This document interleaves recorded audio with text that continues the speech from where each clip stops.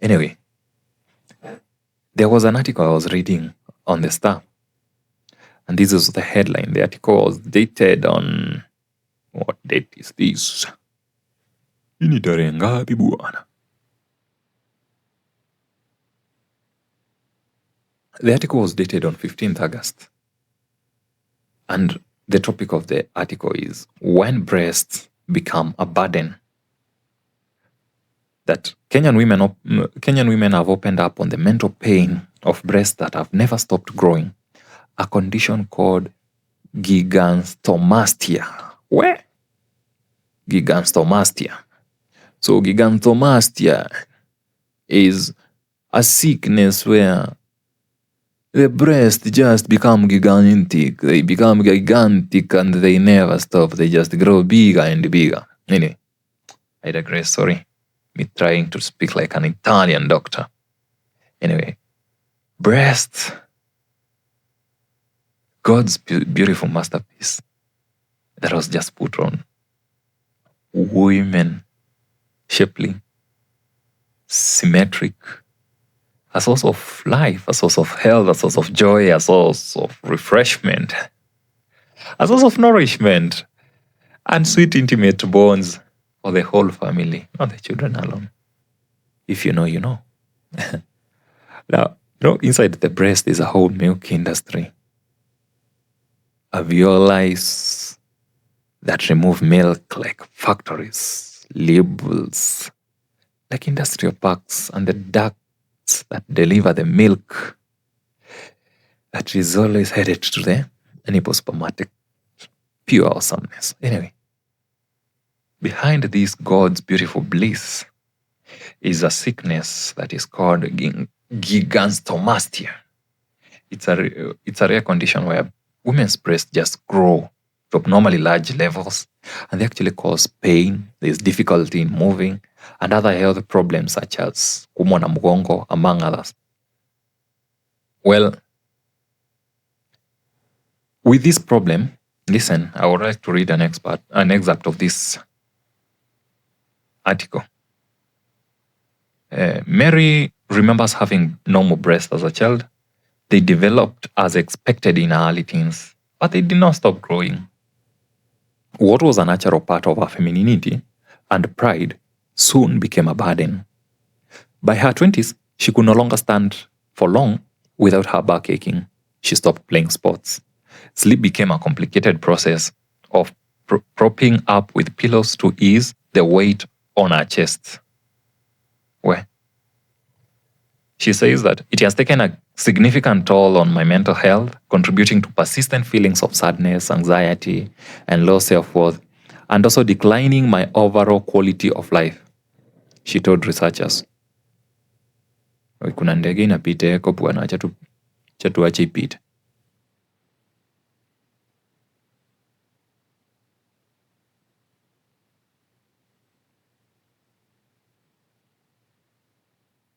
So,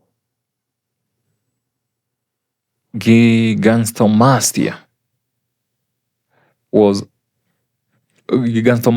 has actually been identified as a rare condition that affects women's physical, psychological, and social well-being, and deserves urgent public attention. So, some of the things that have been understood with this sickness is that they say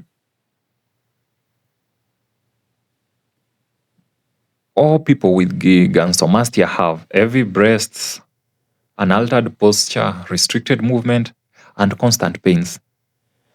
For someone like Mary, she says that the backaches grew, and they even spread further to her legs. Another woman was saying that she was diagnosed with back pain, which later migrated and affected the right leg, made it painful, and at times she experienced numbness. With this condition, physical activity becomes difficult, with many avoiding running, exercising, walking for long distances due to exhaustion, and also breathing difficulties. Some of the difficulties that you might find women have, especially when you have, would I say XL breasts? Let's say big breasts, or you're just blessed. You're more blessed than others when it comes to the dashboard. Is that you might not find the best bra for you, or they might be a little bit more expensive. And this condition is said that it happens in women who experience gigantomastia. 1 in 10 women are said to have experienced such. So you can imagine 10% of women have this condition. And of course, there's a lot that has been said, and we are a society of myths and misconceptions. There are a lot of things that we say against or we assume about people with big breasts. And due to lack of awareness, we might end up doing the wrong things or saying the wrong things to those people, thinking that these are the real causes, but they are not. Well, let's look at some of the myths and misconceptions that we have about big breasts. Remember, kwanza, I'm not a fan of tribal jokes, but there's one tribe in Kenya, sitaki kusema ni gani. They've been accused of big breast. Most of their ladies have big breasts, lakini huku nyuma hawajabeba. Wako na mbele lakini hawana nyuma sana. Anyway, let's look at some of the myths and misconceptions that we have about big breasts, especially the Kenyan context. You'll hear someone say that, as long as if a woman has big breasts, she's just promiscuous. Huyu unaona ngata venye hadi matiti zake zimekaa. Umelala na watu wengi. Well, that's false. Just because your body shapes looks like this or your breasts are big does not mean that you are promiscuous. It has no actual relation with it. Others will think that just because the breasts are big, then they're fun and glamorous. Actually, you might be a lady and looking at those big breasts that your friend has and thinking, I won't like those. Well, you never know. Will you afford the big the expensive bras? Will you keep up with the back pains, struggling with sleep? How will you manage? And that maybe if she has big breasts, then maybe she's breastfeeding someone's twins. Well, the size of the breast does not necessarily correlate to the size of milk production. Remember, in statistics, we used to say that correlation does not mean causation. So just because someone has big breasts does not mean that they are breastfeeding. You could find that hata kona matiti kubwa na hata hajui nyonyesha. You get it?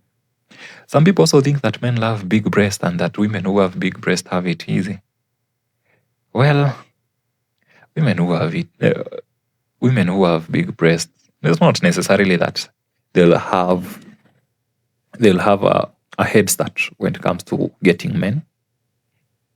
Actually, in real sense, you might find that they have a bigger problem where maybe they are so big that even jogging is an issue. And if they have to jog, they need some proper sports bra that will help them jog better. Someone will tell you, ukiona dema kona majigi kubwa, lazima uwe ni mfertile. Huyo ako sawa.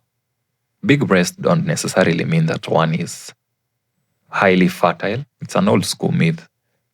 Fertility is about ovaries and the reproduction system. In the reproduction system, uliona mahali kulikuwa na theories kweli? Uliona? Did you? Okay, and they say that breasts don't sag if they're big enough. Why? Well, breasts are also a victim of gravity.